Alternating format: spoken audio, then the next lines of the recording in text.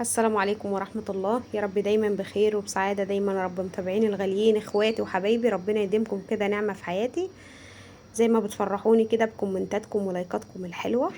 ويلا بينا النهاردة، بما ان بقى الجو كده حرر كده، فقلنا بقى ايه، واولادنا كده هيضيعوا فلوسهم على الرز بلبن، فقلنا بقى نعمل لهم اجمل واحلى رز بلبن كده بطريقة جميلة وسهلة. وشايفين قد ايه الوش بتاعه، شايفين كرمشة الوش بتاعه، شايفين قد ايه كريمي. مش عايزه اقولك كان لاخر معلقه في الرز وهو كريمي كده بالجمال اللي انتوا شايفينه ده. وبكل سهوله كده عملناه زي ما انت شايفه كده. ركزي كده معانا ويلا بينا نبدا الفيديو، هتستفادي ان شاء الله وتعملي اجمل واحلى رز بلبن. ولو بتعجبك بقى فيديوهاتي ما تنسليش طبعا باللايك والاشتراك الجميل بتاعك كده، تنوريني وتشرفيني، والكومنت الحلو بتاعك. لايك بقى، يلا بينا ويلا بينا نبدا الفيديو. نسمي الله ونصلي على النبي عليه الصلاة والسلام ويلا بينا نبدأ. زي ما انتم شايفين طبعا احنا هيكون معانا كوباية كده من الرز المصري. طبعا الرز بلبن ما ينفعش معاه غير الرز المصري اللي هو احنا بنعمله الرز المصري العادي بتاعنا. وهتكون معايا كده كوباية من السكر، وهتكون معايا معلقتين من الكريم شانتيه ومعلقتين من لبن البودرة، وهتكون معايا كده قد 3 معالق كده كبار من القشطة وش اللبن، وكيلو ونص من اللبن الحليب. طبعا هبدأ ان انا اجيب كده الحلة، احط كده الحلة واحط كده 3 كوبايات ونص مية. بس بصراحة انا زودت كمان كوباية، يعني حطيت كده 4 كوبايات ونص مية على كوباية الرز. طبعا زي ما انتم شايفين كده، طبعا احنا لو بنعمل رز عادي فهنحط كوباية مية على قصادها منها كوباية رز. فديت بقى شوفي بقى، يعني انا ايه خليته بقى الرز اللي هو المعجن. هوريكي دلوقتي الخطوات خطوة خطوة، احنا شغالين كده مع بعض. طبعا اشطفيه كده، يعني انا برضو الرز بتاعي نضيف، فانا ايه يا دوبك بس شطفه كده في المصفى، ما تقليش عليه في الغسيل جامد ولا حاجه. وطبعا الميه كانت لسه ساقعه، بدات اللي انا ايه نزلت كده الرز، وزي ما انتم شايفينه بدا يغلي معايا. هبدا اهدي النار واسيبه كده لغايه ما يوصل ان هو تحسيه كده كأنه رز معجن كده. زي ما انت شايفه ما شاء الله بدا كده خلاص. بس طبعا اهم حاجه ان انا متابعاه، مهديه عليه النار ومتابعاه برضو عشان خاطر انا مش عايزه الرز يتحرق معايا ولا حاجه. زي ما انت شايفه كده طبعا بدأ يبقى رز معجن كده. في المرحله ديت هنزل كده باللبن، وبرضه هسيب النار كده هاديه عليه واسيبه. بغطي الحله، يعني انا بغطي الحله وكل شويه ايه بشيل الغطا كده ابص عليه واقلبه. طبعا شطارتك ما تخليش ابدا حله الرز ان هي يبقى الرز فيها لبد في الحله ولا حاجه، عشان لو اتحرق معاكي او ادالك اللون حتى الاصفر هيغير طعم الرز ولون الرز، يعني هتلاقيه يحس اللي هو ايه عطب ان هو بقى اصفر كده. فانا طبعا اشتغلت معاه واحده واحده لغايه ما تظبط معايا. طبعا خلاص بدات اللي انا ايه زي ما انتم شايفين هو بيغلي. بس ما شاء الله يعني الحله من تحت ما فيهاش اي حاجه ولا لبدت ولا اي حاجه. وانا مهديه النار وجنب مني كده، وانا ايه كل شويه كده اتابع كده الحله.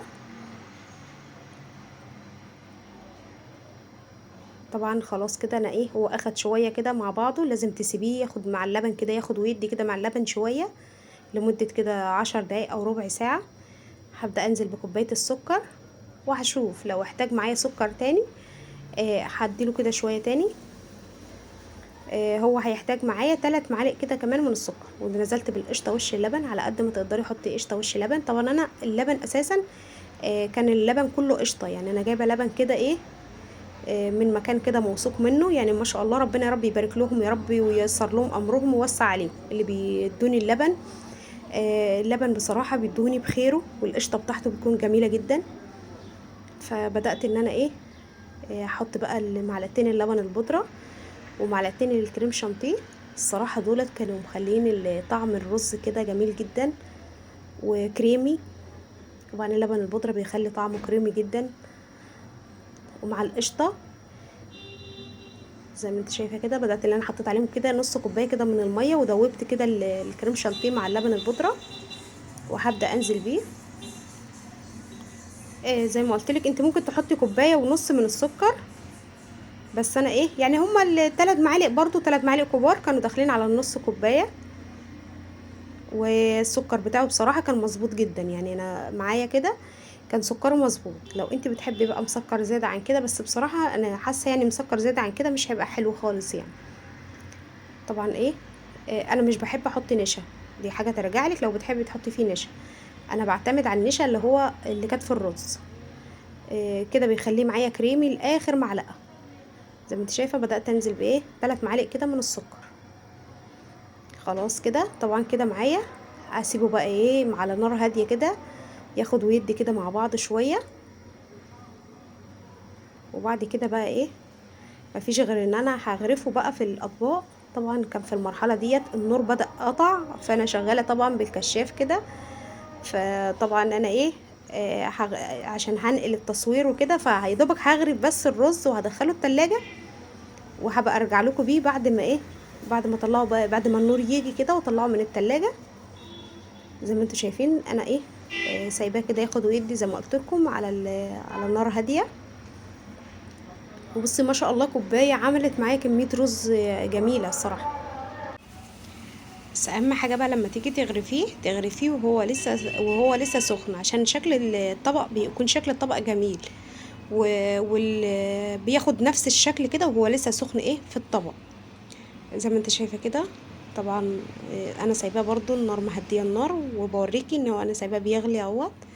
بس طبعا على نار هاديه.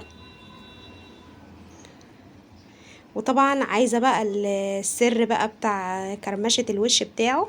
هتسيبيه في التلاجة مش اقل من 4 5 ساعات، يعني سيبيه على قد ما تقدري. لو انت مثلا عاملاه من بالليل كده وسبتيه لتاني يوم في التلاجة، اتفرجي على جمال الوش بتاعه.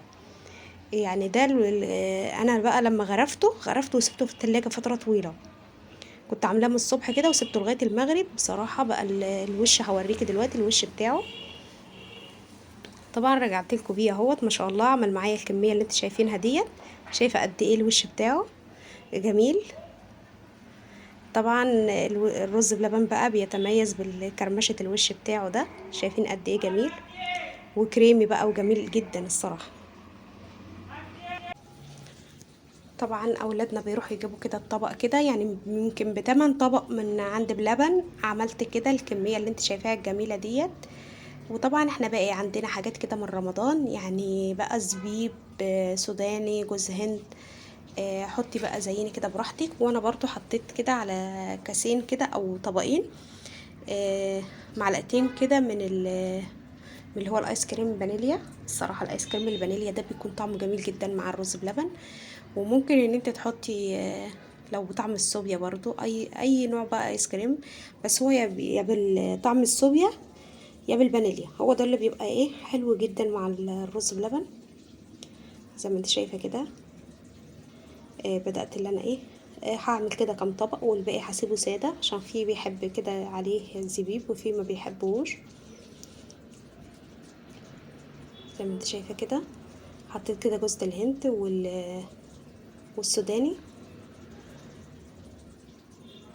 طبعا حابه بقى تحطي لو عندك مكسرات، دي حاجه ترجع لك، ممكن تحطي مكسرات. بس احنا بصراحه السوداني كده بحب اللي انا اسخنه كده واشتغل بيه ايه وهو سخن كده، بيكون مقرمش كده وجميل.